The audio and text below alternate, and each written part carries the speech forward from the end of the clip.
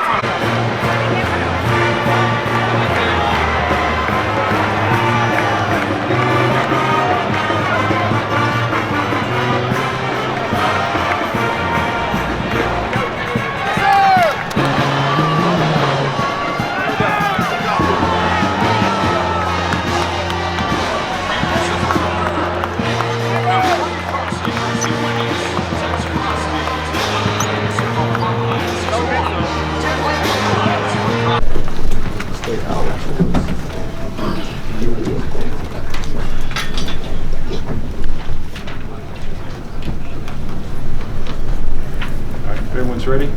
Questions for DJ and Precious. Hey, Precious. This was one of your biggest matches with Inside Game. How do you come in this game and how do you think about your player inside game? I think they had a really good size inside. But it was big that we had a lot of people step up today. DJ finally came back. I've been begging him, since the past couple of games. And today was the day he been telling me all week, like, yo, I'm gonna show up today. And I believed in him, and he started up early, so we just kept going to him because he was hot. And that was the game plan. Whoever's feeling it that night, we just gonna keep going back to him. And tonight was DJ. First of all, Precious, how do you feel? And secondly, where was the turning point tonight? Where did it? Was that the 10-0 run in the second half? Was that kind of where it's from? I feel good.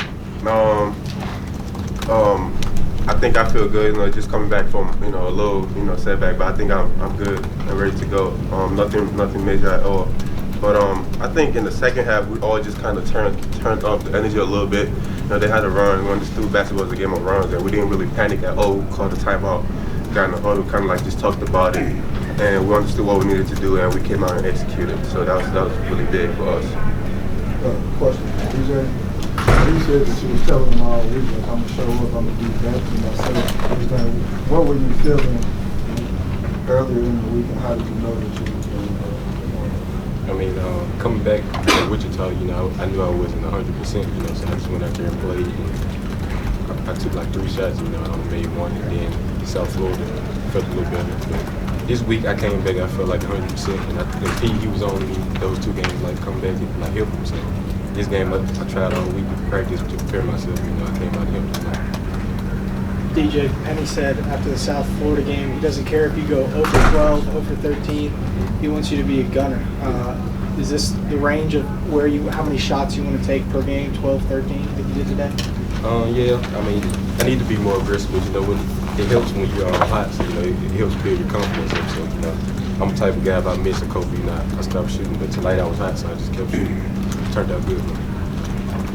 Hey, Precious, the play of Malcolm, really, how did that affect your play? Did it open up for you offensively, or how did that help you out tonight? Absolutely. Malcolm had a really big game today because they had a really big inside presence, and he was just a big body that was needed today, to bang inside. And he actually helped me a lot today. I didn't really have to, do a lot of banging. And his presence just in the paint, blocking shots, changing shots and stuff like that helped us, stay in the game a long run. DJ, was it first, was it designed for you to take the first shot tonight? The first shot? I don't think so. I think it was a transition, and I saw the man was cheating out there to listen, I was open, so I just shot and made it, So I don't think it was for me in the first place. This question is for either one of you guys. Yesterday at the press conference, Coach stated that he wasn't really concerned about who was starting, but how you guys maximize your time. So do you guys feel that you maximize your time to your full capacity? I think we did, and that's been his thing, the whole season since we got here. He always talked about it doesn't matter how much minutes you play, it's just maximizing, your minutes whenever you're out there on the floor, and we all kind of bought into that, from the start. And whenever we're out there, we kind of play hard. Everybody has to give it that's what's expected from each one of us. And I think it's something that we all have to follow and just stick to it going down the season. Yeah, pretty much what he said. Yeah. This is, I guess, for DJ. You guys have these moments where when it's clicking, it looks really, really good, and then there's some moments with like the turnovers where it looks really, really bad. Do you feel like you guys are getting better at just weathering all that and staying level? Like, how did you deal with the kind of ups and downs in this game, and do you feel like you guys are learning how to handle that better?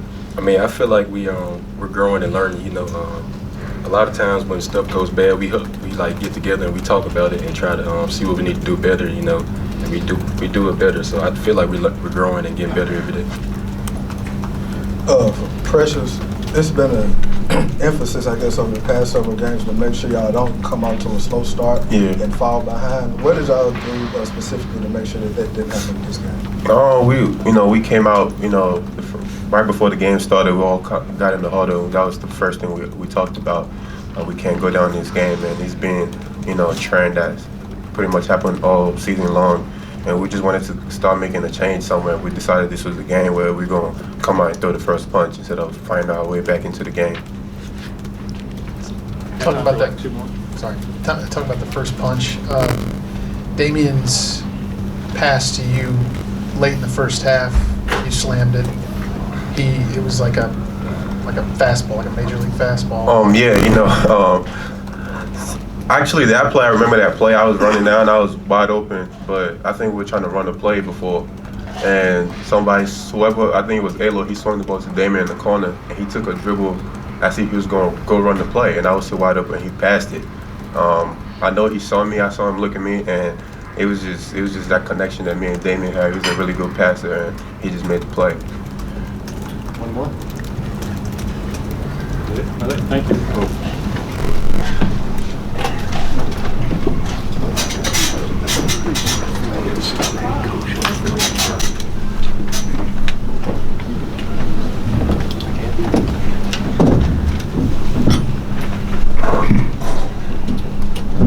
Coach, give an opening statement, then we'll take questions. Obviously, a great win for a young team, a veteran team like Cincinnati coming in with some definitely really good pieces that could hurt you. Obviously, we all know Jaron Cumberland, the reigning player of the year in our league last year, was going to come in knowing that he was playing against freshmen. Knew he was going to come out with aggression from the beginning, and the way the kids responded was phenomenal. And to get this win on national TV was definitely gratifying because we lost our last game on national TV at home against Georgia, and just happy to get back on the winning track. Coach, you got the win. How close did they stick to the game plan you gave, and what was the key to not falling down early behind? Well, I think that it's funny because Mike and I always look at each other.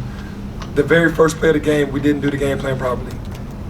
It was like with young kids, it's going to happen. So we're coaching our butts off. Every huddle, we're reminding them. But for the most part, I say we did the game plan about 60% of the time today because they run pick and rolls. They're great at what they do. They made adjustments. We made adjustments. But we just kept fighting. We kept scrapping and did a phenomenal job on that team. Given what Precious is dealing with physically, how much did Malcolm, help him? Malcolm helped a lot today. That's what I'm challenging him to do on the game-to-game basis. It's like you have to come out and make your presence felt. Defensively, offensively, a lot of people don't know that he does what he does out there on the floor. He's kind of quick. He knows how to make decisions. He can pass the basketball. And I'm happy for him because he's been waiting on a game like this to where he's out, he's touching the ball, he's making decisions, dribble handoff, screening, going to the basket. So he looked really good today. So that helped Precious a lot by having Malcolm out there with him today doing that. It felt like you guys really handled the physicality pretty well, and that's not something that you would necessarily expect from a young team. So what did you just kind of make of how your team handled Cincinnati's physicality, because that's their brand of basketball? Yeah, for sure. We played in enough games where teams have tried to beat us up.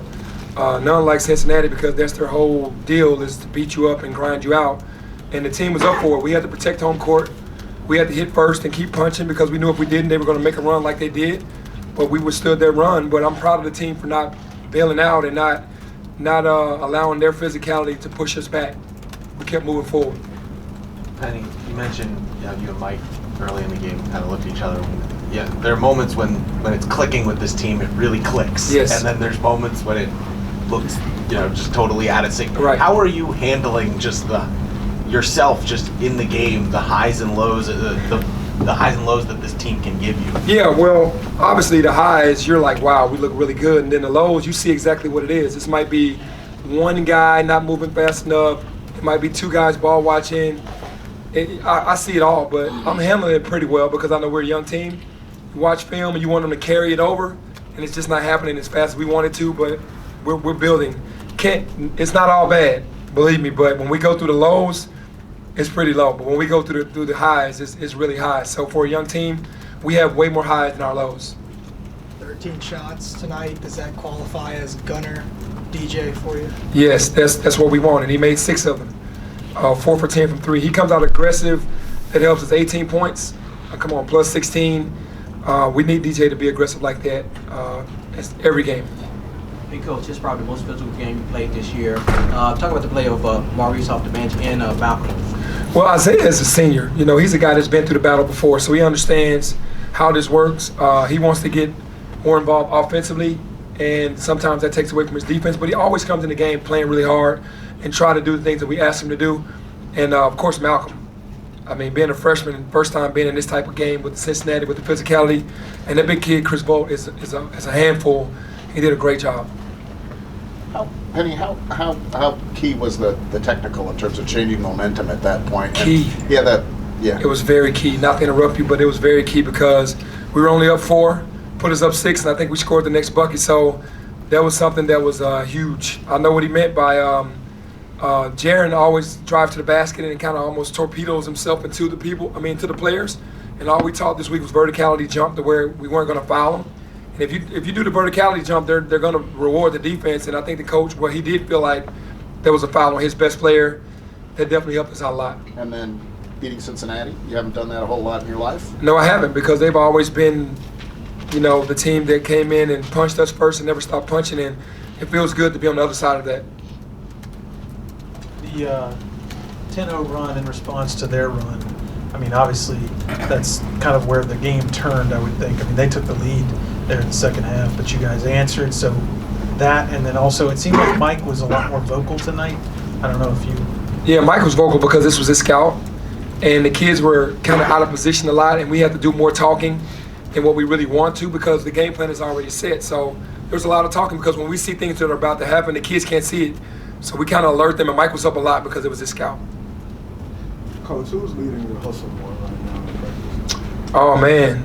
If I was saying someone would be leading the hustle board, it'd probably be Alex Lomax. Either him or Precious.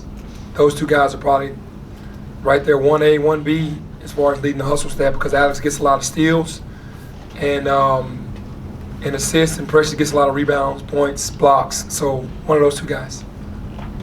Coach, you talked about Boogie being in the gym a lot. Yep. Talk about Boogie being in the gym a lot, putting up shots, getting work in the gym. How do you get him back on track? It seems like he's been off for a couple games. Well, he's going to need more minutes, but obviously he has to. The minutes that he's getting, he has to maximize. Right now, we can't wait on anybody. We're going to teach, we're going to watch film. It's all on Boogie, and I can't wait until it turns because he's a kid that's deserving of it turning in the proper way. I know he's frustrated, and we're going to continue to help him. But we're getting him shots. He just has to knock them down. Do you think it'll be rewarding at the end of the year that you've played so many of these games where you have to finish? Because, look at South Florida, now here, a lot of these other games, most of them have gone your way, some of them have not. Is that going to be rewarding in the end? I think it will be rewarding because we've been in a battle. We've been in a ton of battles, more than what I would want. But when you've been in games where you've been down and you come back and won, you don't have that quit. You'll never quit. So that's what this team shows. Like, hey man, we're down, but we're never out. And they keep fighting, and you don't want to continue to do that because at some point that's going to hurt you. But if we get into a game and we get down, we know we're not out. We're not out of it. You get almost a week off. What do you plan to do with it? Well, obviously defensively, we're going to continue to do our little shell drills and work on our different types of defenses, from full court press to half court press to zone, because at some point we're going to need to use zone against some teams at spurts. And then offensively, we're going to talk about spacing and execution of the offense and making hitting singles instead of trying to hit home runs with passes. We try to do that way too much. At a time, Penny, when everyone's losing games all over the place that you don't necessarily expect, you've only lost 2, I think, where you were favorite in the last 2 years. What do you attribute that? Like, you seem to win the games you're supposed to win. Well, that's the thing. You're supposed to win the game that you're supposed to win. You're not supposed to lose to a team that you're more superior than or you're supposed to beat because you have the most talent. Doesn't mean that you can just walk out on the court. So we keep our guys on edge. We keep them understanding that at any moment anybody can beat you, and we take every game seriously. We don't let the guys, even though they try, we do not let them get into a situation where they start underestimating someone, and that's when you can have someone beat you that shouldn't beat you. Coach, Jaden made a pretty big 3 during the game. I'm sure you were excited. It seemed like you tried to hide exactly how excited you were. No, I'm very excited every time he makes a jump shot. I am, because honestly, because all the guys, but when it's him, I know how bad he wants it. I know how much he wants to contribute, And when he made the three, it was a big three at a great time for us, and I was definitely proud of that. You got time for one more? Anyone? No? Thank you. Thank you. Thanks, Coach. This is TNT